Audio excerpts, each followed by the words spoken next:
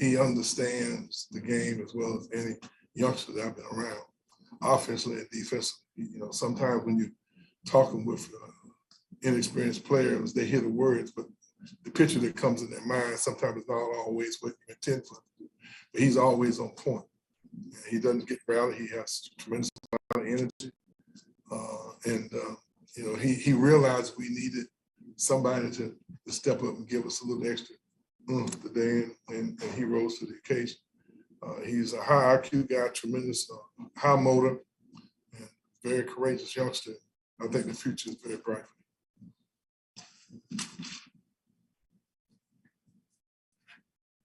But I'm just curious, you said you guys practice half court shot. Yes. How often for full court, baseball style passes like that, is Prieto the trigger man? I'll admit that we normally practice those shots, dribbling into them and shooting them. Not as much off the catch. We were very fortunate. Harry is 6-year weatherman. He's a meteorology major, and he's very experienced, been around. He's through all our ups and downs, and that was a great pass. No doubt about that.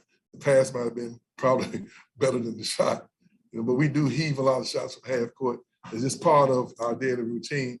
Kind of gets our guys a little juiced up. And this morning when we had that, we probably made about 6 of them, in our shooting drills. And that's kind of a tradition with us, kind of lighten things up in practice. But our guys are starting to take it kind of seriously. And I think that obviously doing that all the time, he was comfortable taking that shot.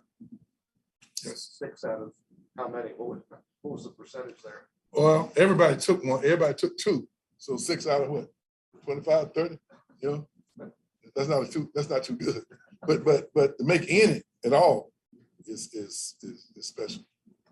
Coach, Kie Clark played in his last home game, potentially of his career. This guy's been around for a while. Obviously, he started a bit today, but what are your thoughts? I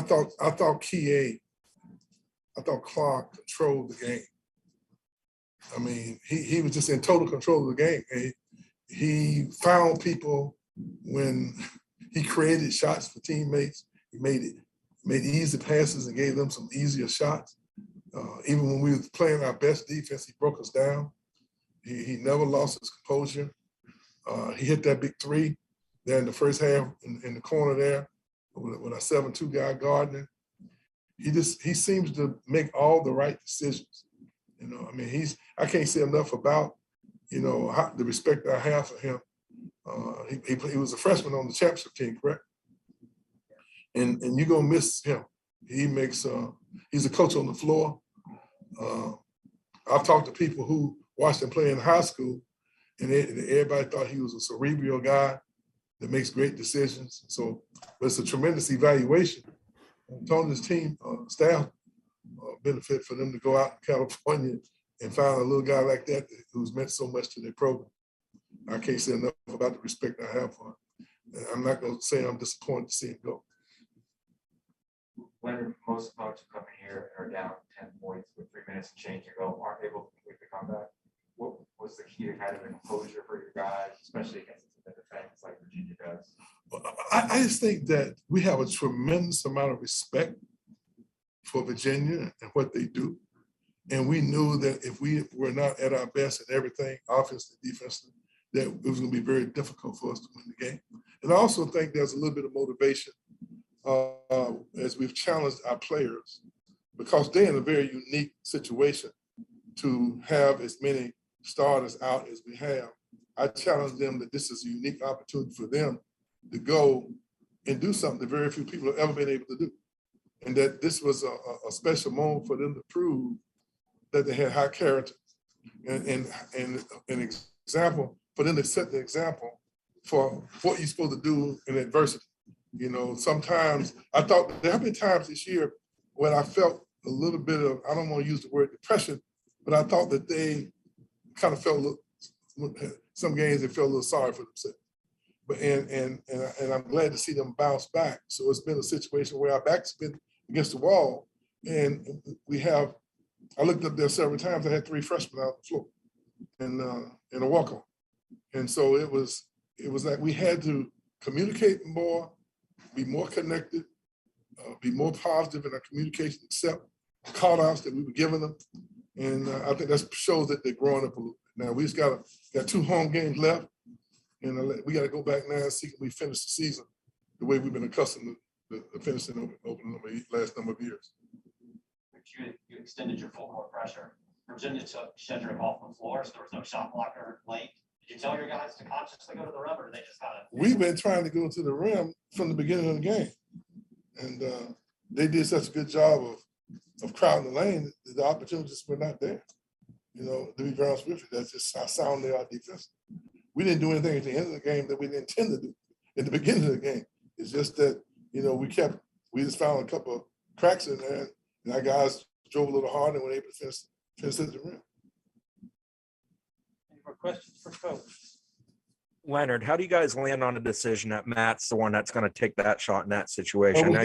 We had about 3 different options, and we just had to read the floor and take what they gave us, and Matt was the one that was open. Coach Doug Dowdy over here. Yes, it seems pretty similar to a lot of times you come into this room talking about games with Virginia. Just one quick thought about the rivalry and what it's been like coaching against Tony all these years. Well, Virginia's has such rich tradition all the way back to Terry Holland. And I saw my friend, Ralph Sampson here. I spent a lot of time chasing that guy around. Glad to see him. But Virginia has one of the most rich traditions from a basketball standpoint in the country. And Tony has come into this program and taken a great program to even higher heights. I mean, I have so much respect for how they evaluate and the commitment that obviously the community has for their basketball team, but the relationship that he has with his players, where they are probably one of the best execution teams, offensively and defensively, in the country. I was gonna ask just about how similar is this to a lot of other games you play against Virginia? Well, to be very honest with you, I don't know, maybe it's old age, but normally when I play a game, I move on to the next one. And all I know is that we've had some outstanding competitive round games that I think have been extremely entertaining. This is, I think Ian Miller hit a jump shot here for us to win a close game a few years ago. And then Bacon hit a shot at the clock was running down. So this is the third last second shot game, victory I think we've had here. So those games could have gone either way. And so we've been very fortunate to come out on the winning end. I always tell my staff, I pay my tithes in church. I think I'm gonna pay double tithes this week. I'll be very thankful. Everybody in the room all set? You guys got anything? We're gonna take you down the hall, Coach. Of his points in the last 2 minutes and change. I think he scored 10 of the team's last 14 points. I guess we've seen it before, just how he is in that clutch time. What is it about him, do you think, that it just seems like that brings out the best in him? I think that this says a lot about his character, his basketball IQ, that he seizes that moment. Some guys have that it factor that when the game is on the line, they get tougher, more focused, and make better decisions. And I think that's who he is. That's what he's about.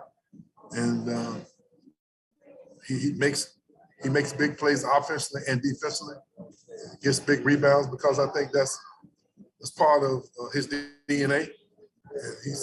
And as inexperienced as we are, it's always good to see your young players step up and make those kind of plays when the game's on the line.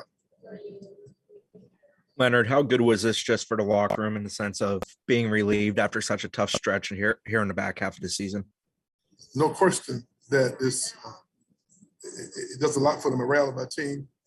We tried to challenge our players to tell them they're in a unique situation where they have a chance to do something that very few people in the history of college basketball has ever had the opportunity to do.